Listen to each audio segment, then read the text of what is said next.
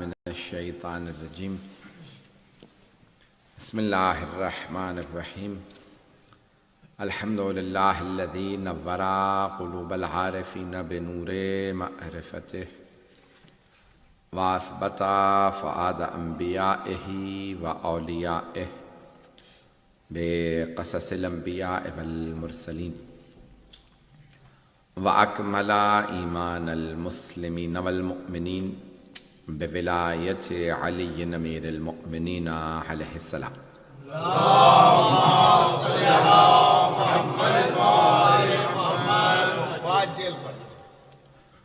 والصلاة والسلام والتحیۃ والاکرام علی افضل الموجودات العبد المؤید والرسول المسدد المصطفى الامجد المحمود الاحمد اعنی ابا القاسم محمد اللهم صل على محمد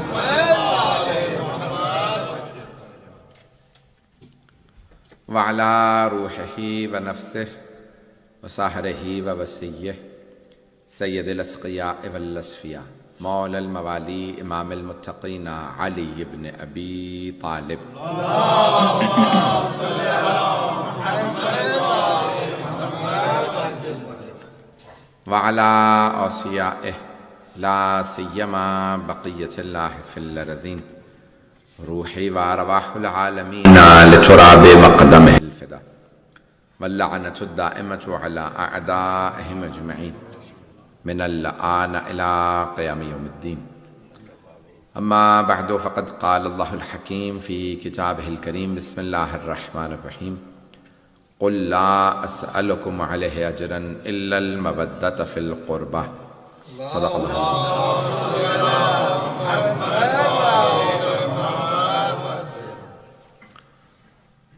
عزیزان گرامی، آیا مودت کے عنوان سے سلسلے کی آج 6ٹھی مجلس ہے۔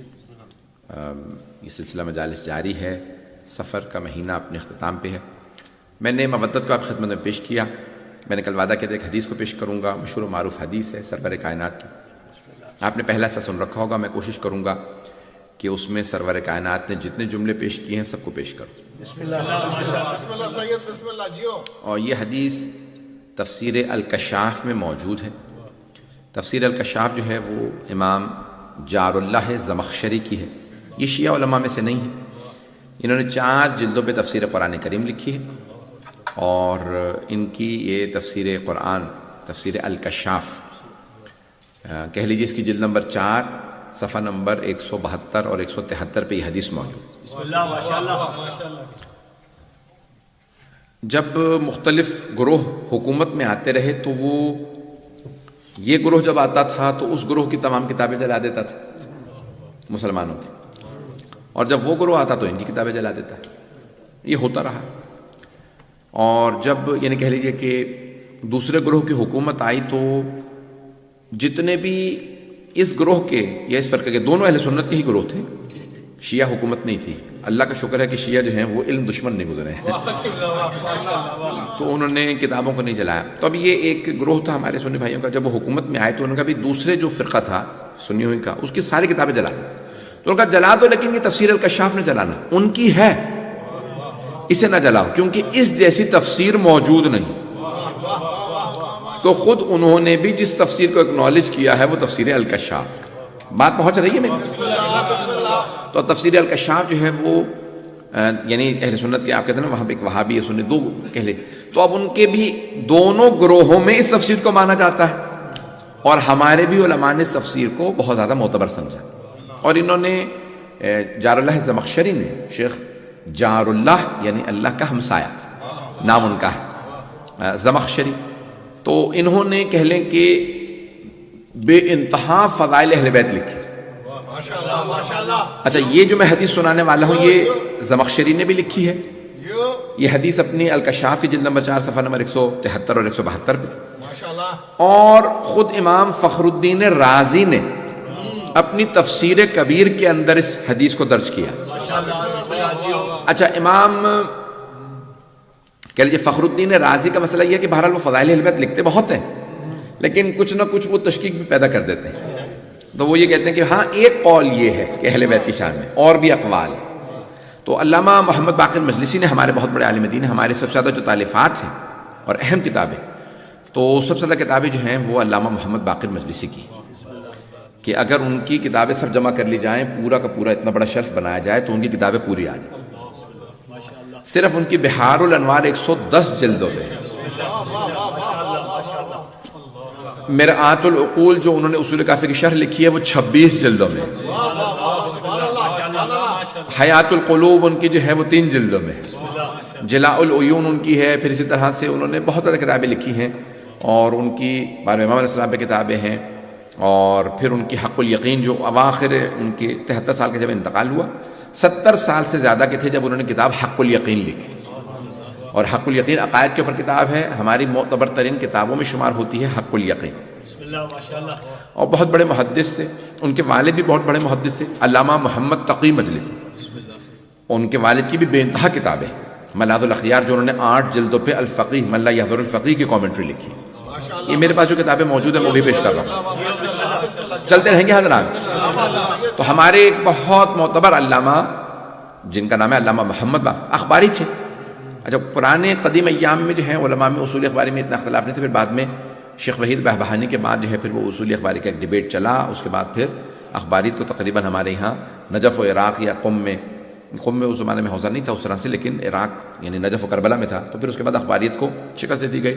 لیکن بہرحال ابتدائی علماء میں بڑے بڑے جید اور بہت کہہ لیجئے کہ معتبر علماء گزرے ہیں اخباری علماء کے اندر، اور جن کے اندر شیخ حر عاملی کا نام بہت معتبر ہے، علامہ محمد تقی مجلسی کا نام، علامہ محمد باقر مجلسی کا نام، یہ جنہوں نے بڑی بڑی ہماری حدیث کی کتابیں لکھی ہیں، یہ ہمارے حدیث کے کہہ لیجئے کہ سرمایہ جو ہمارا حدیث کا ہے۔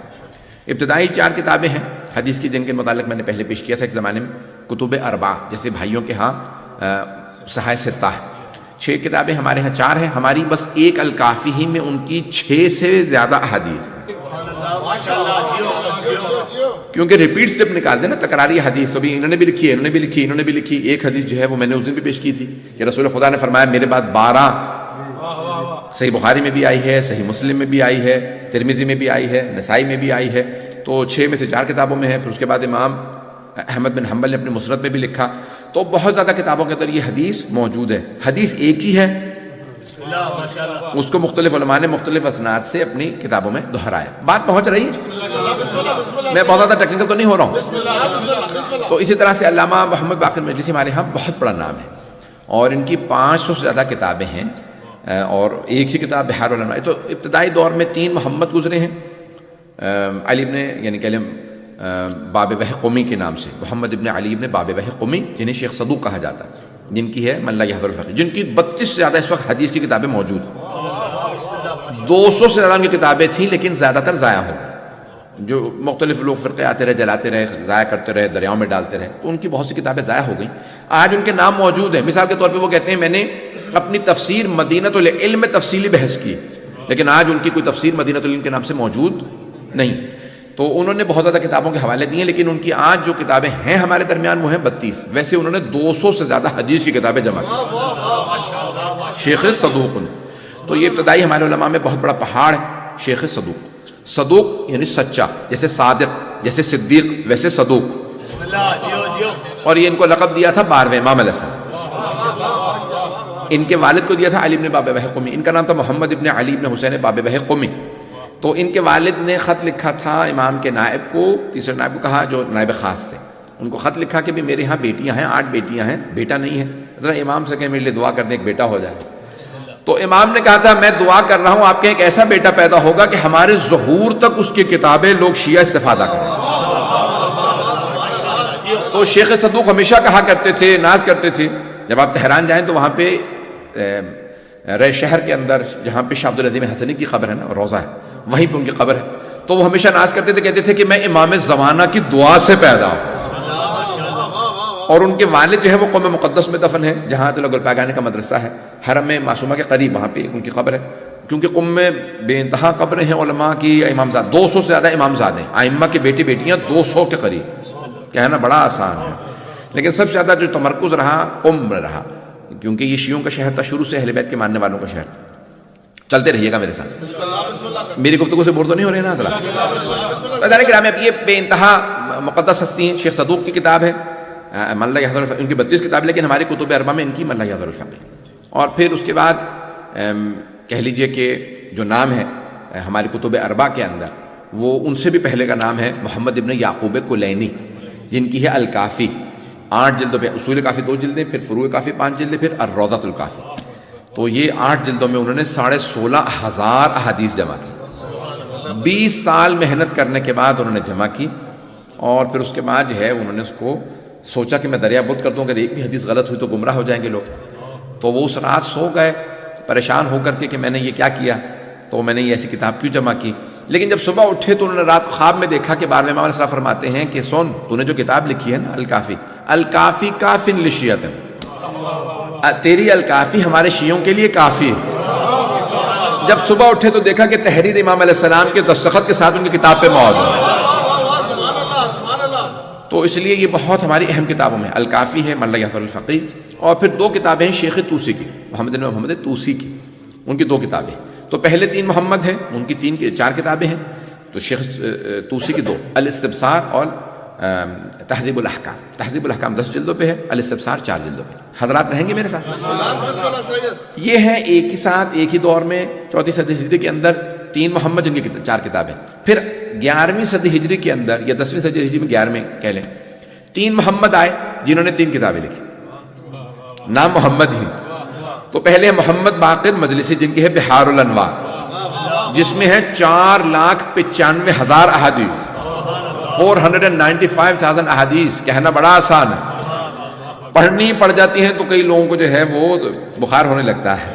تو ہمارے ایک بہت بڑے قوم مقدس کے استاد تھے، وہ کہتے تھے کہ اگر کوئی بھی مبلغ بننا چاہتا ہے تو اس کو اول سے آخر تک بحار الانوار کو 2 دفعہ پڑھنا چاہیے. بحار جمع ہے بحر کی، بحر کہتے ہیں سمندر کو، انوار جمع ہے نور کی، یہاں نور والا انوار، یعنی انوار نوروں کے سمندر. تو کہا نوروں کے سمندر کیا ہے؟ کہا ائمہ علیہ السلام کے اقوال، چہارتہ معصومین کی احادیث. اگر چلتے رہیں تو میں بھی چلتا رہوں. بسم اللہ. تو محمد باقر مجلسی کی بحار الانوار.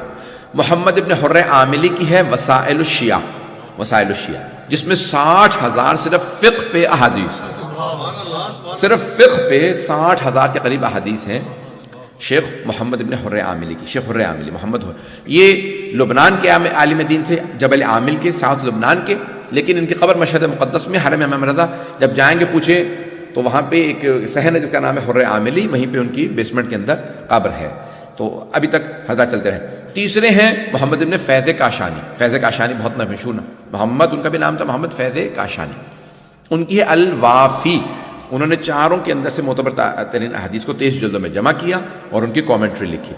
تو اب یہ میں نے ساری بات پیش کی ہے. تو میں نے الکشاف کا حوالہ دیا تھا کہ ان کو یعنی سنیوں کے بھی تمام فرقے مانتے ہیں، شیعہ بھی مانتے ہیں. اور علامہ محمد باقر مجلسی نے ان کی اس حدیث کو وہاں پہ درج کیا ہے اپنی بہار کے اندر، اور پھر وہاں پہ شیعہ پوائنٹ آف ویو سے اس کو حل کیا ہے. اگر سننا چاہے تو آگے بڑھو. محمد وآل محمد صلوات. صلی اللہ محمد.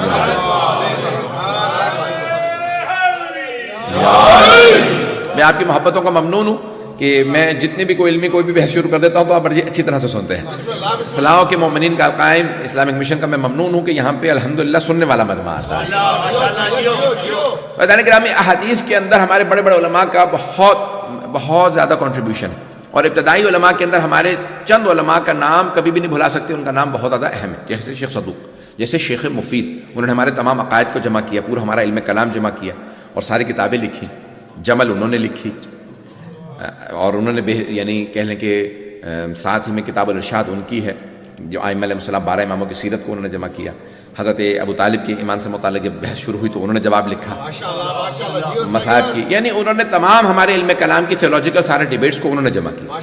اس کے بعد سید مرتضیٰ، سید رضی، 2 بھائی کہ جن کا بے انتہا کنٹریبیوشن ہے. سید مرتضیٰ کا ہمارے فقہ میں اصول میں بہت بڑا کنٹریبیوشن. سید رضی کا ہمارے حدیث میں نہج البلاغہ سب سے بڑی ہماری معتبر کتاب انہوں نے جمع کی.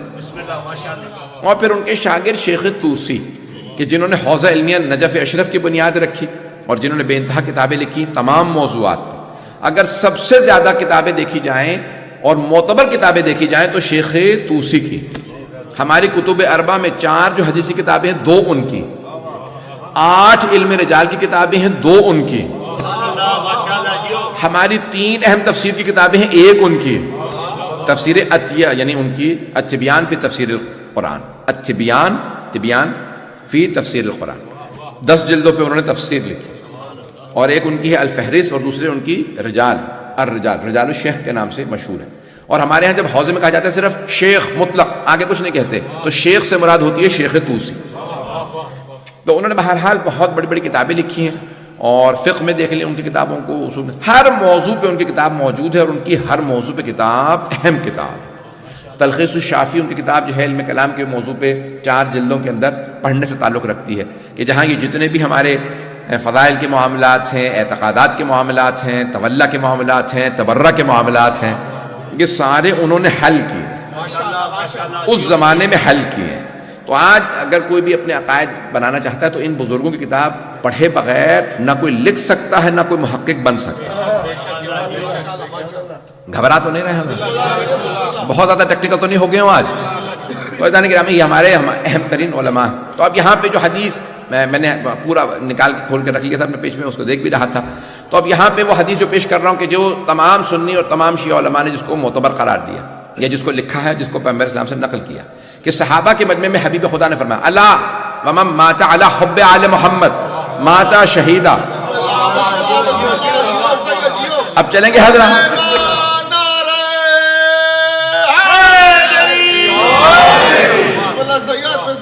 کہ الکشاف کی یعنی جلد نمبر 4 میں صفحہ نمبر 172 اور 173 پہ موجود ہے، اور بہت سی کتابوں میں. تو عزیزان گرامی اب یہ پہ کیونکہ الکشاف بہت پرانی 900 سال پرانی تفسیر، تو اہل سنت کے علماء میں سے وہ فرماتے ہیں کہ حبیب خدا نے فرمایا صحابہ کے مجمع میں، الا کہتے ہیں الف سے، الا یعنی آگاہ ہو جاؤ، بی ویئر، آگاہ ہو جاؤ، وارننگ بھی دینی ہوتی ہے تو کہتے ہیں الا.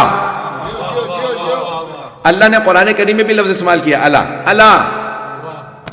تو اللہ نے قرآن کریم میں کہا الا ان اولیاء اللہ لا خوف علیہم ولا هم يحزنون، آگاہ ہو جاؤ، جو اللہ کے ولی ہوتے ہیں نہ ان پہ خوف طاری ہوتا ہے، نہ انہیں کبھی ملال ہوتا ہے.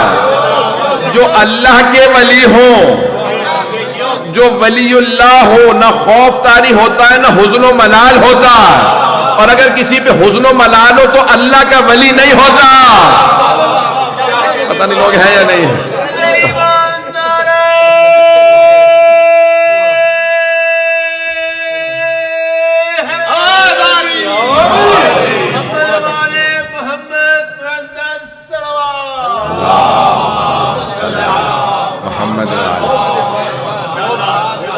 توجہ ہے نا جانے کے نام. اور اس پہ تو آیت موجود ہے بھائی، آیت موجود ہے سورہ توبہ کے اندر کہ کوئی غار میں پیغمبر اسلام نے کسی کا لا تحزن، قرآن کیا ہے، حزن نہ کر، اللہ ہمارے ساتھ ہے، ان اللہ معنا، اللہ ہمارے ساتھ ہے. اگر خود رسول خدا کہہ رہے ہیں تجھے حزن ہو رہا نہ کر، یہ کچھ بھی ہو سکتا ہے، اللہ کا ولی نہیں ہو سکتا. الا ان اولیاء اللہ لا خوف علیہم ولا هم يحزنون، آگاہ ہو جاؤ، وہ جو اللہ کے ولی ہوتے ہیں، اولیاء خدا ہوتے ہیں. اذان کے قرآن کی آیت ہے، وہ جو اللہ کے ولی ہوتے ہیں ان پہ کبھی خوف و حزن طاری نہیں ہوتا، خوف اور حزن طاری نہیں ہوتا. تو اذان گرامی کسی بھی مقام میں چلے جائے تو اب یہ قرآن کی آیت ہے. تو اب یہ حبیب خدا نے فرمایا الا ومن مات علی حب آل محمد مات شہیدا، آگاہ ہو جاؤ، بیوے جو بھی آل محمد کی محبت میں مرتا ہے وہ شہادت کی موت مرتا ہے. اللہ ومن ماتا موت سے ہے، آتی موت ہے، ہوتا شہید ہے. پتہ نہیں لوگ پہنچ رہے نہیں پہنچ. جو آل محمد کی محبت میں مرتا ہے آتی اسے موت ہے، ہوتا شہید ہے. شہید کون ہوتا ہے؟ جو بھائی راہ خدا کے اندر مارا جانے والا لیکن زندہ ہوتا ہے. اللہ قرآن میں فرما رہا ہے، توجہ سارے مجمع کی، وَلَا تَحْسَبَنَّ الَّذِينَ قُتِلُوا فِي سَبِيلِ اللَّهِ أَمْوَاتٌ بَلْ أَحْيَاءٌ عِندَ رَبِّهِمْ يُرْزَقُونَ. گمان بھی مت کرنا. 2 آیتیں ہیں، ایک سورہ بقرہ میں ایک سورہ آل، 2 آیتیں. ایک جگہ پہ وَلَا تَقُولُوا، مت کہو، جو اللہ کی راہ میں مارے جائیں انہیں مردہ مت کہو. دوسری جگہ اللہ فرماتا ہے وَلَا تَحْسَبَنَّ الَّذِينَ قُتِلُوا فِي سَبِيلِ اللَّهِ أَمْوَاتٌ، گمان بھی مت کرنا، کہنا تو دور کی بات، سوچنا بھی مت، don't even think that they are dead، جو راہ خدا میں مارے جائے انہیں مردہ نہ سمجھنا، بل احیاء، بلکہ وہ زندہ ہیں، عند ربہم یرزقون، زندوں کی علامت ہے کھانا پینا، اللہ فرماتا ہے وہ اپنے رب سے رزق بھی پاتے ہیں، رزق بھی پاتے ہیں۔ جو راہ خدا میں مارے جائیں وہ شہید ہوتے ہیں اور شہید زندہ ہوتے ہیں۔ یہاں حبیب خدا فرما رہے ہیں جو آل محمد کی محبت میں مارا جائے، اللہ ومن مات علی حب آل محمد ماتا شہیدہ، جو آل محمد کی محبت میں مارا جائے وہ شہید ہوتا۔ تو پہلا جملہ وہ شہید ہوتا۔ عزیزان گرامی، بہت سے لوگ کہتے ہیں مردوں سے مانگنا بدعت ہے، ہم بھی کہتے ہیں مردوں سے مانگنا بدعت ہے، نہیں ہے، مردوں سے مانگنا بدعت ہے۔ جناب امیر نہج البلاغہ میں فرماتے ہیں کچھ لوگ چلتی پھرتی لاشیں ہیں،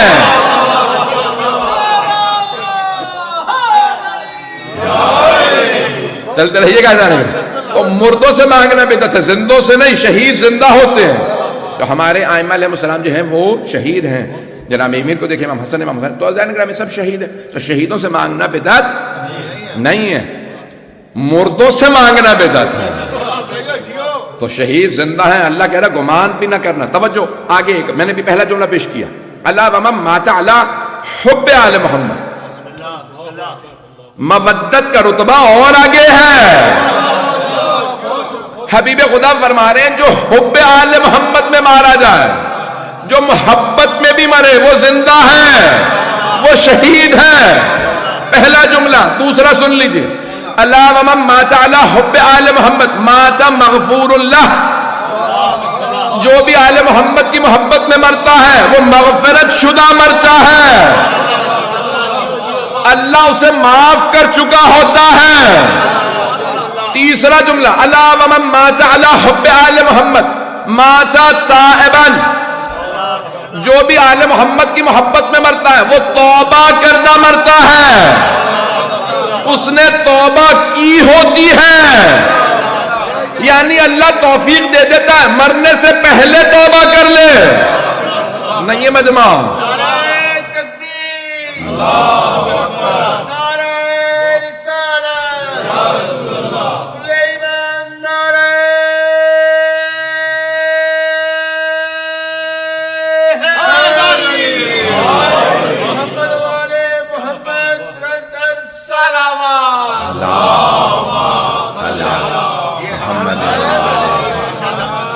توجہ فرما رہے ہیں جان گرہ، اللہ اسے توفیق دے دیتا ہے کہ وہ توبہ کر کے جائے گا، یہاں تک کہ حبیب خدا سے پوچھا یا رسول اللہ کب تک توبہ ہو سکتی ہے، کب تک توبہ ہو سکتی ہے؟ تو آپ نے فرمایا انسان کی زندگی کا آخری سال بھی ہو، آخری سال بھی ہو تو اس میں توبہ کر لے، اللہ توبہ قبول کر لیتا ہے۔ پھر آپ نے فرمایا آخری سال تو بہت دور ہے، آخری مہینہ ہو، اور آخری مہینے میں تو سید العلماء نے فرماتے ہیں کہ آخری مہینہ ہو، سرور کائنات فرماتے ہیں کہ آخری مہینہ ہو، آخری مہینے میں توبہ کر لے تب بھی اللہ توبہ قبول کر لیتا ہے۔ پھر کہا آخری مہینہ تو بہت دور ہے، آخری ہفتہ ہو، آخری ہفتے میں توبہ کرے اللہ توبہ قبول کر لیتا ہے۔ کہا آخری ہفتہ بھی بہت دور ہے، آخری دن ہو، آخری دن بھی توبہ قبول ہو جاتی ہے، لیکن شرط یہ ہے آل محمد کا ہو، آخری دن بھی توبہ قبول ہو جاتی ہے۔ کہ آخری لحظہ ہو، آخری ساعت ہو، آخری گھنٹہ ہو، وہاں پہ بھی توبہ کرے۔ عزیزان گرامی، جب فرعون نے توبہ کی تھی نا تو قرآن میں ہے، قرآن میں ہے، اس نے کہا تھا آمنت بالذی آمنت بہ بنی اسرائیل، میں بھی اس خدا پہ ایمان لے آیا جس پہ بنی اسرائیل ایمان لائے ہیں۔ یہ نہیں کہا میں اللہ پہ ایمان لے آیا، نہیں ہے مجمع، یہ نہیں کہا میں اللہ پہ ایمان لیا، کہا میں اس خدا پہ ایمان لایا ہوں جس پہ بنی اسرائیل ایمان لائے تھے، کیونکہ وہ تو پار چلے گا، میں ڈوب رہا ہوں، اس کا مطلب ان کا خدا صحیح تھا۔ توجہ، تو اس نے کہا میں آمنت بالذی آمنت بہ، میں اس پہ ایمان لایا جس پہ بنی اسرائیل ایمان لائے تھے کیونکہ پار چلے گا۔ اللہ نے پلٹ کے کہا الآن، اب ایمان لایا جبکہ تو ڈوب رہا ہے۔ جناب موسیٰ نے ایک مرتبہ پاؤں دکھایا، تیرے منہ پہ ٹھوکر ماروں گا، ساری زندگی کہتا رہا خدا وہ کہتے توبہ لوگ ہیں یا نہیں؟ عزیزان گرامی، انسان جب فرعون ہو تو توبہ قبول نہیں ہوتی، شیعہ ہو تو اس میں فرعونیت نہیں ہوگی، آخری لحظے میں بھی توبہ کرے گا تو اللہ قبول کرے گا۔ بات بہت رہی عزیزان گرامی، اسی لیے ایمان بہت ضروری ہے، ایمان بہت ضروری ہے۔ عزیزان گرامی، ابھی تو میں نے صرف 3 جملے پیش کیے ہیں۔ الا ومن مات علی حب آل محمد، یہاں تک کہ رسول خدا فرماتے ہیں تو اس کے لیے فرمایا کہ کیا ہوتا ہے کہ یزف کما تزف العروس، کہ اس کو فرشتے قبر سے جنت میں ایسے لے کے جاتے ہیں جیسے نئی نویلی دلہن کو باپ کے گھر سے شوہر کے گھر لے جایا جاتا ہے۔ پتہ نہیں لوگ ہیں یا نہیں؟ یہ مثال دے کے سمجھا رہے ہیں، خاتون کو سب سے زیادہ عزت ملتی ہے شادی والے دن، نہیں ہے مجمع؟ پیغمبر اسلام فرما رہے ہیں کسی مومن کو سب سے زیادہ عزت ملتی ہے موت والے دن، کیونکہ اس دن فرشتے آ کے کہتے ہیں یہ علی والا ہے، کہ اسے جس طرح سے شب زواف میں لے جایا جاتا ہے کہ اس طرح سے اسے جنت میں لے جایا جاتا ہے۔ کہ پھر 5ویں جملے کے اندر اور فرمائیں گے سزانے کے کہ حبیب خدا فرماتے ہیں الا ومن مات علی حب آل محمد، آگاہ ہو جاؤ جو بھی آل محمد کی محبت میں مرتا، فتح لہ بابان من قبرہ الی الجنہ، تو اس کی قبر سے 2 دروازے جنت میں کھلتے ہیں، چاہے تو اس دروازے سے چلا جائے چاہے اس دروازے سے۔ توجہ، کیا جو بھی جناب امیر کے آل محمد کی محبت میں مرے گا اس کے لیے جنت کے 2 دروازے قبر سے کھلیں۔ عزیزان گرامی، بھی تو 6 جملے ہوئے ہیں، پیغمبر نے 8 جملے فرمائے۔ کہا ساری رحمت پروردگار اس کے لیے ہوتی ہے جو آل محمد کی محبت میں مارا جائے۔ جب مرتے وقت کہے میں آل محمد کا ماننے والا، جنت کے دروازے اس کے لیے، رحمت کے دروازے اس کے لیے۔ پھر فرماتے ہیں بشر بالقبر بالموت، پہلے موت پہ ملک الموت اسے بشارت دیتا ہے، روح قبض کرنے آیا ہوں لیکن بشارت دیتا ہوں تو جنتی ہے۔ پھر پیغمبر صلی اللہ علیہ وسلم فرماتے ہیں قبر میں دوبارہ نکیر و منکر اسے بشارت دیتے ہیں، اسی لیے اس کی قبر میں نکیر و منکر نہیں بلکہ بشیر و مبشر ہوں گے اور کہیں گے تجھے بشارت ہے جنت کی۔ یہ 8 جملے آپ نے فرمائے کہ جو بھی آل محمد کی محبت میں مرے گا اس کی یہ فضیلت ہوگی۔ اگر سننا چاہیں تو 8 جملے فرمائے الا ومن مات علی حب آل محمد، آگاہ ہو جاؤ جو بھی آل محمد کی محبت میں مرے اس کے لیے یہ کچھ۔ پھر آپ نے اسی حدیث میں آگے جا کے فرمایا الکشاف، امام جار اللہ زمخشری جلد نمبر 4 صفحہ نمبر 172 173 فرماتے ہیں الا ومن مات علی بغض آل محمد ماتا کافرا، اور میرے صحابہ آگاہ ہو جاؤ وہ جو آل محمد کے بغض میں مرتا ہے وہ کافر مرتا ہے۔ پتہ نہیں لوگ ہیں یا نہیں؟ وہ کافر کفر کی موت مرتا ہے، وہ پھر چاہے جتنے مرضی کلمے پڑھتا ہو لیکن اگر بغض رکھتا ہوگا تو کفر کی موت مرے۔ دوسرا جملہ فرمایا الا ومن مات علی بغض آل محمد مکتوب علی بین عینیہ آیۃ من رحمت اللہ، اس کی دونوں آنکھوں کے درمیان پیشانی، یعنی جب پیشانی کہنا ہوتا تو کہتے 2 آنکھ کے درمیان، تو عربی میں کہا گیا کہ بین عینیہ، اس کی 2 آنکھوں کے درمیان لکھا ہوگا یہ اللہ کی رحمت سے مایوس ہے۔ یہ اللہ کی رحمت سے کیوں؟ کیونکہ بغض رکھنے والا ہے، آل محمد کا بغض رکھنے والا، اس کے پیشانی پہ لکھا ہوگا کہ یہ اللہ کی رحمت سے مایوس ہے۔ پتہ نہیں لوگ ہے یا نہیں؟ ابھی تو میں نے سارے جملے پیش نہیں کیے ہیں، سننا چاہیں گے آخری جملے؟ صلوات پڑھیں محمد و آل محمد۔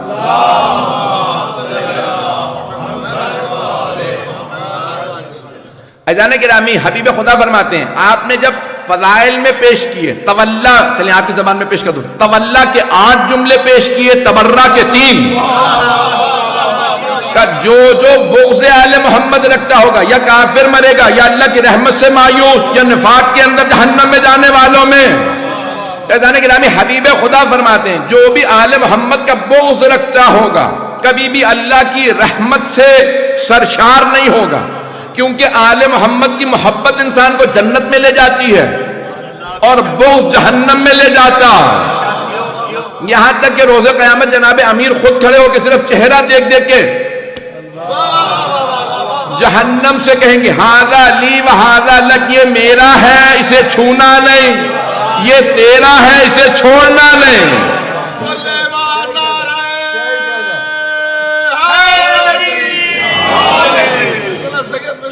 صرف چہرہ دیکھتے جائیں گے اور مولا فرماتے جائیں گے.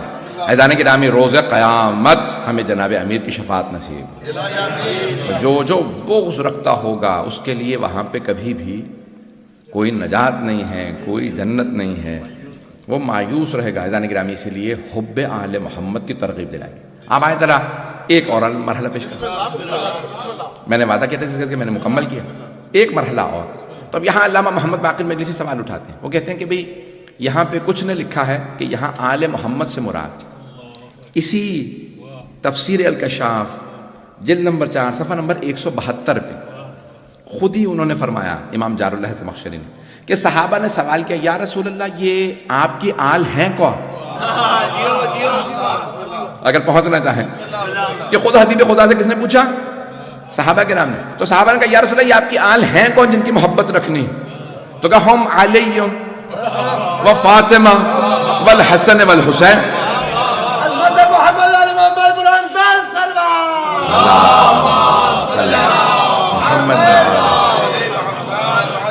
توجہ ہے ذہن گرا.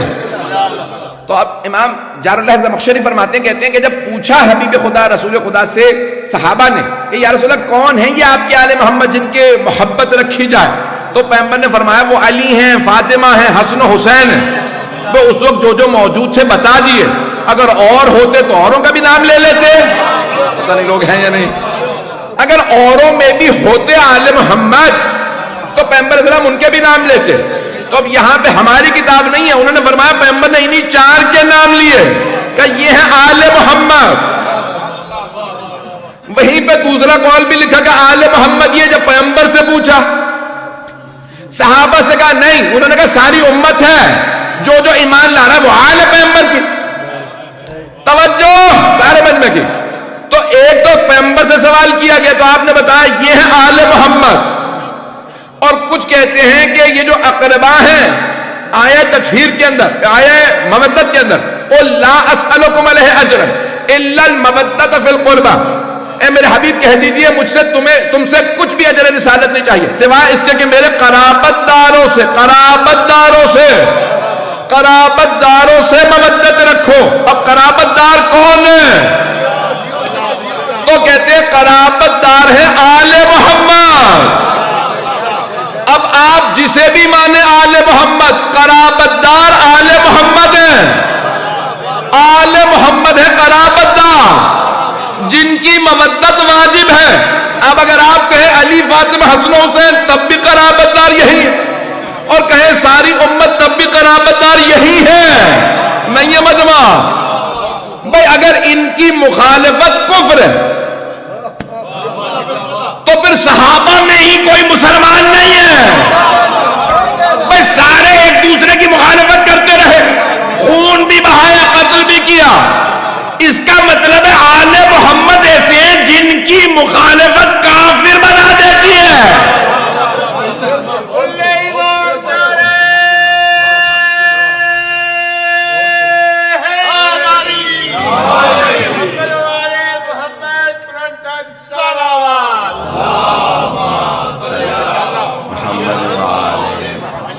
توجہ ہے جانے کی نا. میں جانتا ہوں میں سخت جملے کہہ رہا ہوں، پوری دنیا میں جا رہا ہے، ٹیلی ویژن پہ بھی جا رہا ہے، نشر بھی ہو رہا ہے. ایزان کرامی بڑی ذمہ داری سے پیش کر رہا ہوں کہ اب اگر کوئی بھی کہے گا کہ بھی کون ہیں جن کی مودت جو قربہ ہیں جن کی واجب ہے، تو آل محمد. اب آل محمد آپ کہیں کہ سارے. اب آیت تطہیر کے اندر بھی 7 اقوال لکھے امام فخر الدین رازی نے. تو اس میں کہتے ہیں ایک قول یہ ہے کہ پیغمبر نے اپنی چادر اڑھائی اور کہا کہ اللہم انا ہؤلاء اہل بیت، پروردگارہ یہ ہیں میرے اہل بیت. یہ کالے رنگ کی چادر اڑھائی، جیسے اللہ نے خانہ کعبہ کو کالا غلاف اڑھایا اور اس نے فرق بتایا حرم اور ہے بیت اور ہے، ویسے ہی پیغمبر اسلام نے کالی چادر اڑھائی اور فرق بتایا حرم اور ہے اہل بیت اور ہے.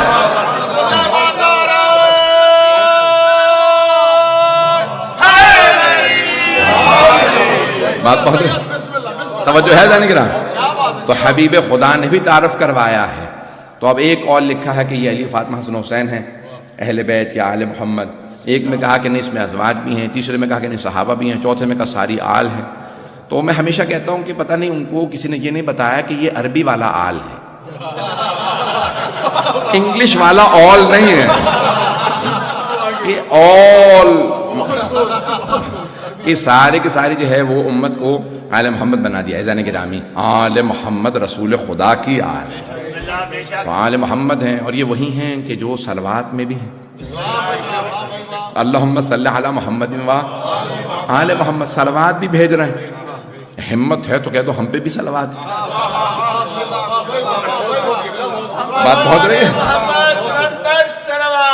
اللہم صلی علی محمد و آل محمد، بات پہنچ رہی ہے جانے کی رات۔ تو رتبہ، مرتبہ، مقام، عزت، شرف جو آل محمد کا ہے وہ اور کسی کا نہیں۔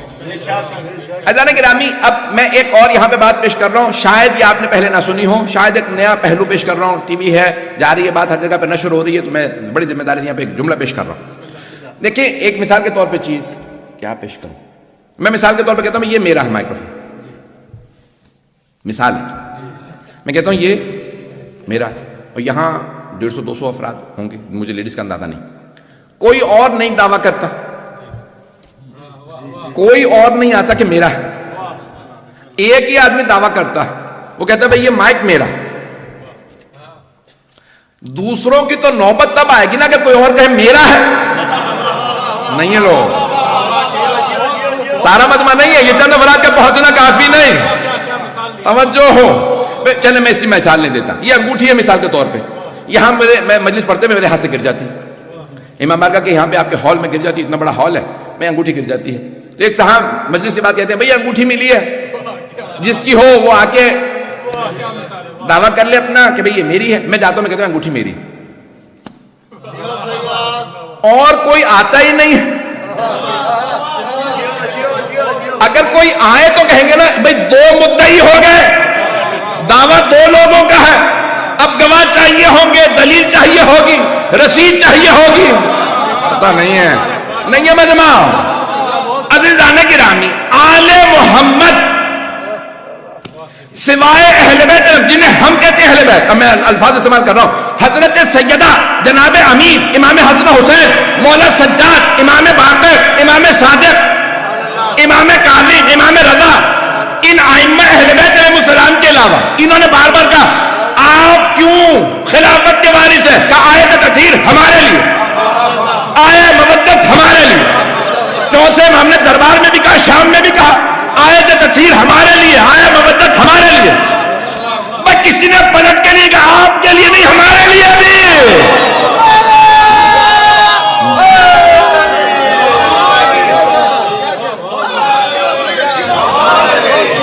ہے نیا پہلو،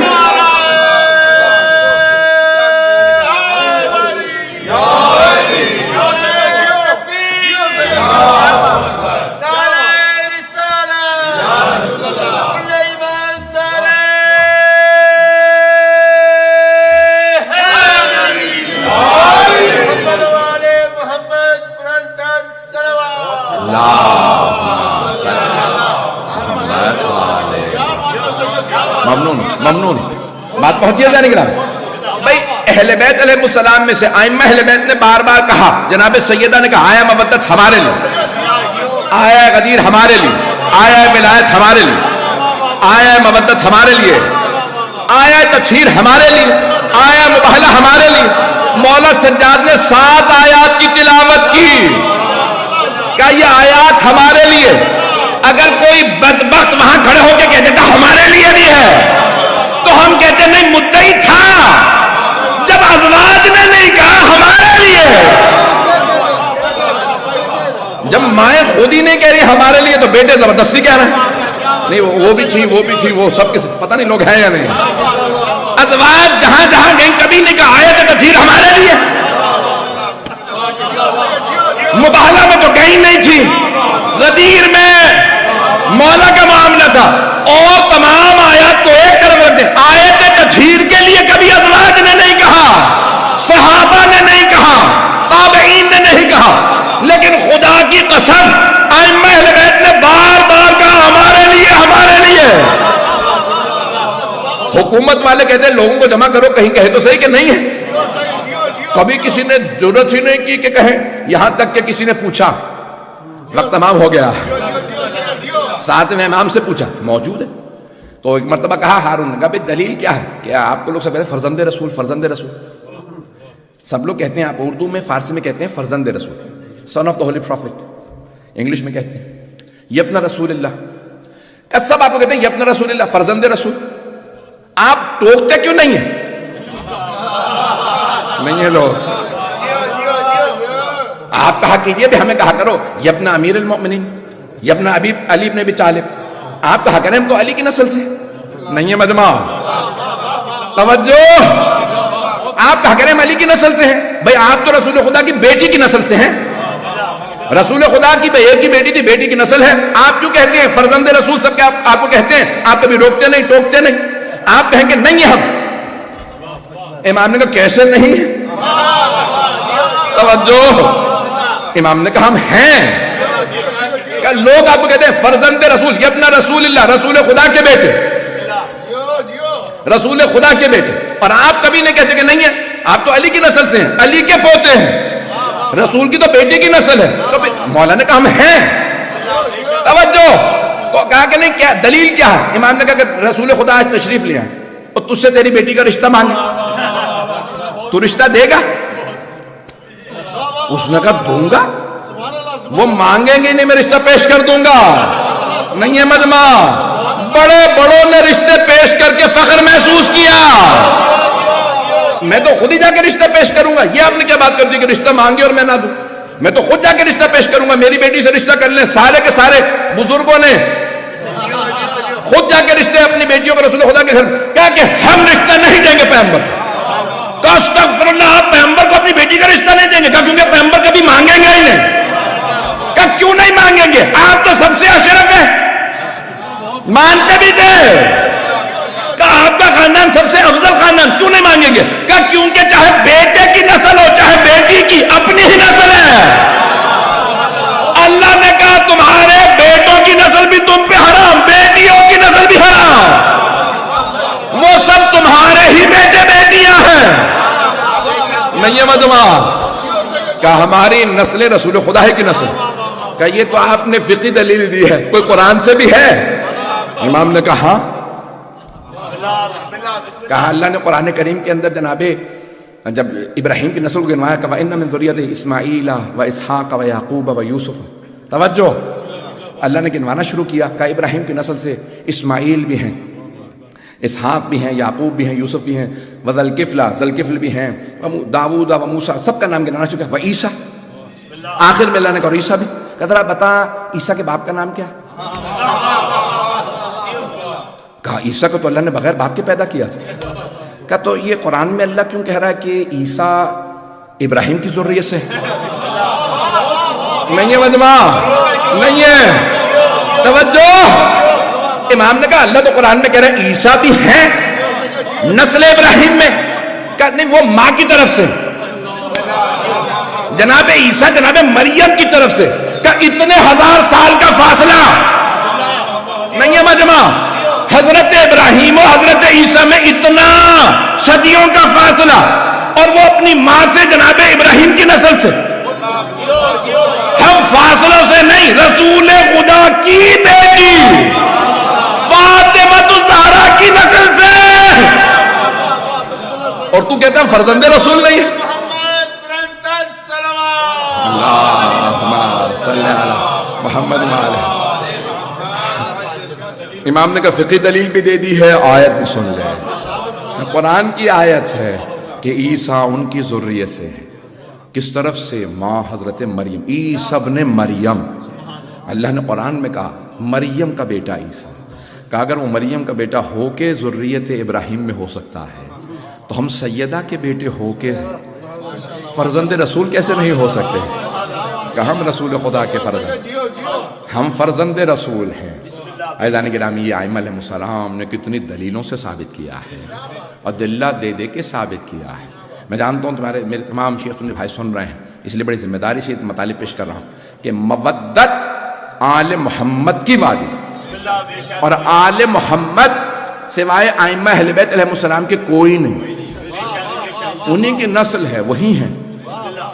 یا آپ کہیں کہ ساری امت کو قرار دے دیا جائے آل محمد، نہیں ہے، سوائے آل محمد یعنی اہل بیت.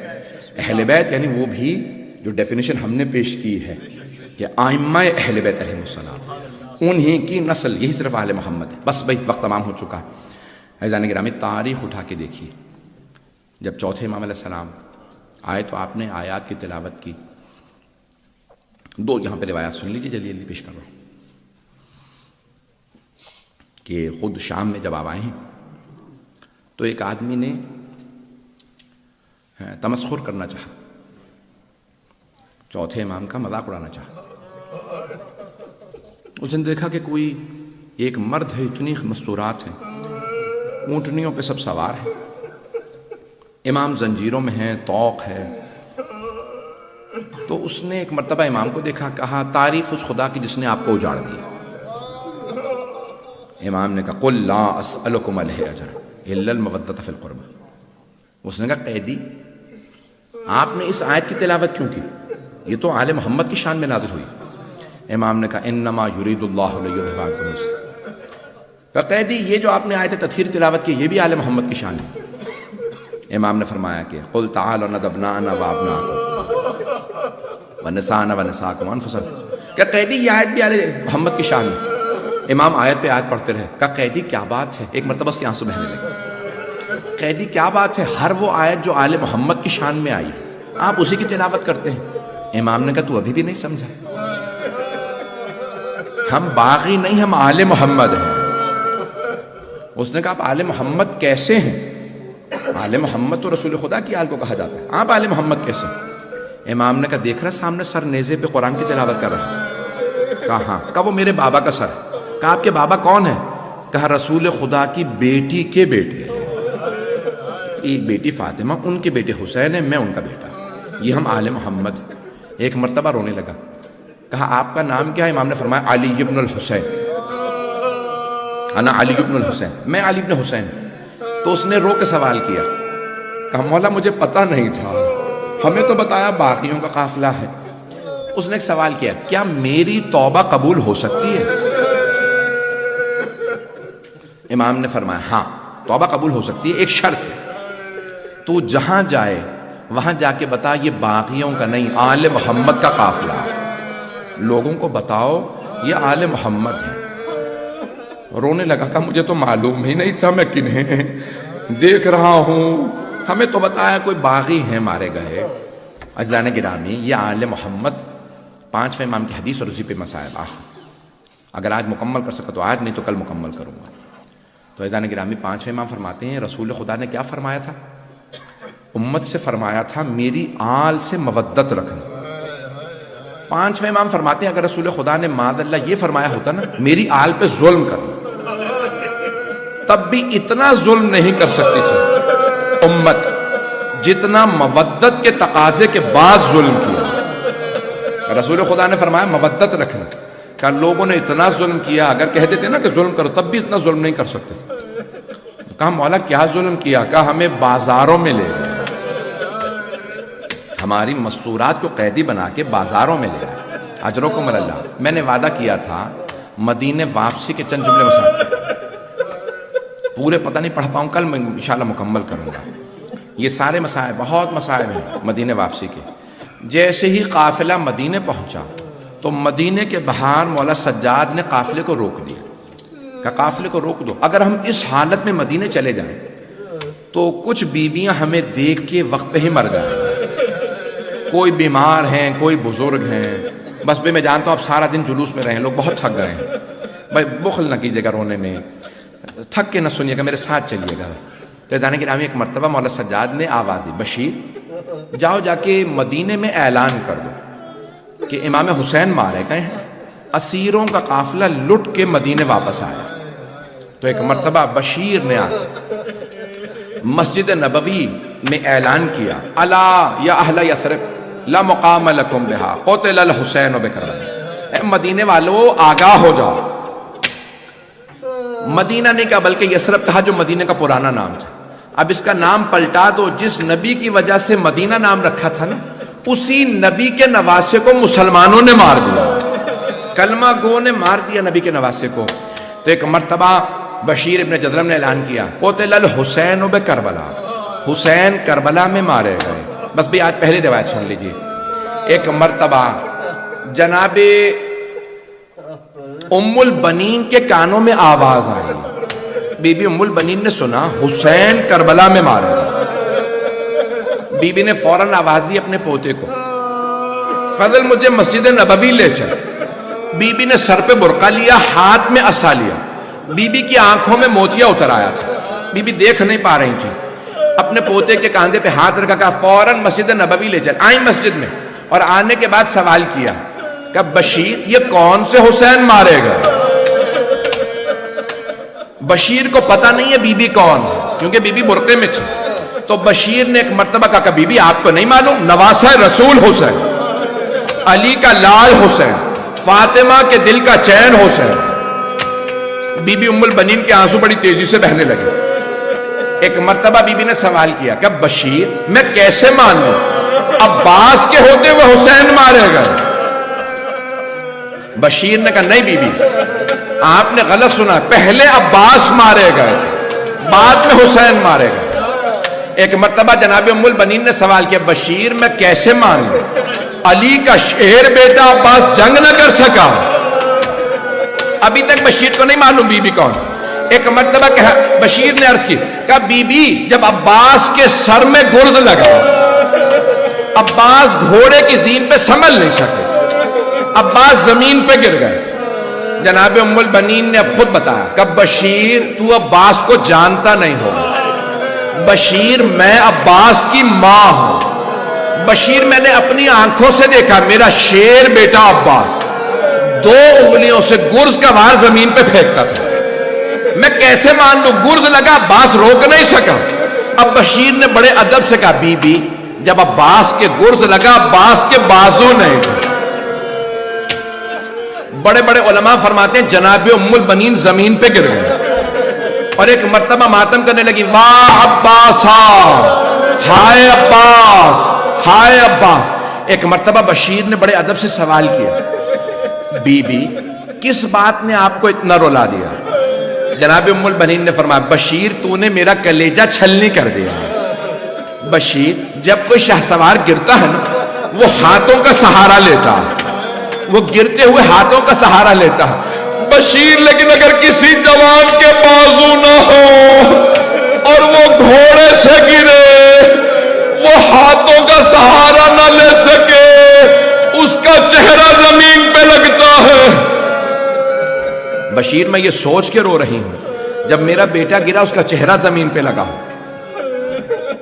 اجرکم اللہ، اجرکم اللہ. بس ایک مرتبہ جناب ام البنین نے آواز دی فضل مجھے کچھ دیر کے لیے جنت البقیع لے چلے. آئیں بھئی میں 2 جملے صرف بی بی کے مصاحب کے پیش کرنا چاہتا ہوں. بی بی کا مرثیہ سن لیجئے، میں کل مکمل کروں گا، آج میں پڑھ نہیں پا رہا ہوں. جناب ام البنین جنت البقیع آئیں، ایک قبر کی پائنچی میں بیٹھی، کہا بی بی میرے عباس کو معاف کر دیجئے گا. بی بی عباس نے بے وفائی نہیں کی تھی، پہلے میرا عباس مارا گیا تھا، بعد میں آپ کا حسین مارا گیا، لیکن بی بی معافی اس لیے مانگنے آئی ہوں آپ کی بیٹیوں کا پردہ نہیں بچا. اجرکم اللہ، اجرکم اللہ. بی بی ام البنین نے اپنے ہاتھوں سے اپنے بیٹوں کی قبریں بنائی. بی بی کے 4 بیٹے تھے، چاروں کربلا میں مارے گئے. آخری جملہ سن لیجئے، میں جانتا ہوں بہت تھک گئے ہیں. ایک مرتبہ بی بی کے 4 بیٹے کہا یہ میرے عباس کی قبر ہے، پھر کہا یہ جعفر کی، یہ عبداللہ کی، یہ عمران، چاروں کی قبر بنائی. پھر ایک مرتبہ کہا میرے شیروں میں تم پہ گریہ نہیں کروں کیونکہ تمہاری ماں زندہ ہے. پھر بی بی اپنے ہاتھ سے 5ویں قبر بناتی، کہتی یہ میرے مولا حسین کی قبر ہے. کہتی مولا صرف آپ پہ گریہ کروں گی کیونکہ آپ کی ماں نہیں ہے. میں نے مقاتل میں دیکھا، ایک مقتل میں الفاظ ہیں کہ ہر صبح جناب ام البنین جنت البقیع آ جاتی اور گریہ کرتی، سارے مدینے والے آ جاتے، سب مدینے والے روتے. ایک دن مروان نے سوال کیا کیا بات ہے یہ مدینے والے جنت البقیع کیوں چلے جاتے؟ کہ ام البنین مرثیہ پڑھتی. مروان نے کہا میں خود سننا چاہتا ہوں، کیا پڑھتی ہیں؟ جناب ام البنین نے مرثیہ پڑھا، جملہ کہا کہو کربلا سے آنے والوں مجھے اتنا بتا دو کہ ابھی بھی فرات پہ پہرے ہیں؟ یا قبروں پہ پانی ڈال دیا گیا ہے؟ مجھے اتنا بتاؤ، جب میرا شیر بیٹا عباس گرا تھا اس کا چہرہ پہلے زمین پہ لگا تھا یا سینہ؟ سارا مدینہ رونے لگا۔ مروان نے کہا اس بی بی کو زہر دے دو، کہیں ایسا نہ ہو کہ یہ بنو امیہ کے خلاف بغاوت ہو جائے۔ تو میں نے ایک جگہ پہ دیکھا ہے کہ مروان نے بی بی کو زہر دلوایا، اس لیے بی بی بھی شہیدہ ہے۔ آئیں بھئی آخر جملہ پیش کر رہا ہوں، آخر جملہ سن لیجئے۔ جناب ام البنین ایک مرتبہ جب سنا نا جناب زینب آئی ہیں روضہ رسول پہ، تو آئیں روضہ رسول پہ، جناب زینب سے ملی، کہا بی بی میں آپ کو مولا حسین کا پرسہ دیتی ہوں۔ جناب زینب نے فرمایا اماں میں آپ کو عباس کا پرسہ دیتی ہوں۔ جناب ام البنین نے فرمایا بی بی مجھے کوئی عباس کا پرسہ نہ دے، مجھے صرف میرے مولا حسین کا پرسہ۔ الا لعنت اللہ علی القوم الظالمین وَسَيَعْلَمُ الَّذِينَ ظَلَمُوا أَيَّ مُنْقَلِبٍ يَنْقَلِبُونَ۔ پروردگارا باب الحوائج کا واسطہ، آج سارا دن لوگ جلوس پہ رہے، پروردگارا سب کی حاجات قبول فرما، دشمنان اہل بیت کو نیست و نابود فرما۔ پروردگارا جہاں جہاں پہ مومنین مسیحین کے جان مال عزت آبرو کی حفاظت فرما، جو ہاتھ بلند ہیں کسی کو رد نہ فرما، کرونا وائرس کا خاتمہ فرما، بار میں امام علیہ السلام کے ظہور میں تعجیل فرما۔ پروردگارہ ہمیں ہمارے امام کے اعوان و انصار میں شمار فرما، بانیان مجلس شرکت کنندگان پڑھنے والے سننے والے سب کی توفیقات میں اضافہ فرما۔ پروردگارہ جو ہاتھ بلند ہے کسی کو رد نہ فرما۔ پروردگارہ التماس سے دعا کہنے والوں کی تمام دعائیں مستجاب فرما۔ پروردگارہ تجھے واسطہ اپنے عزت و جلال کا ہمیں محمد و آل محمد کی زندگی میں بار بار زیارات نصیب فرما، آخرت میں ان کی شفاعت نصیب فرما۔ ربنا تقبل منا انك انت السميع العليم بحق محمد وآلہ الطیبین الطاہرین المعصومین۔ ماتم حسین۔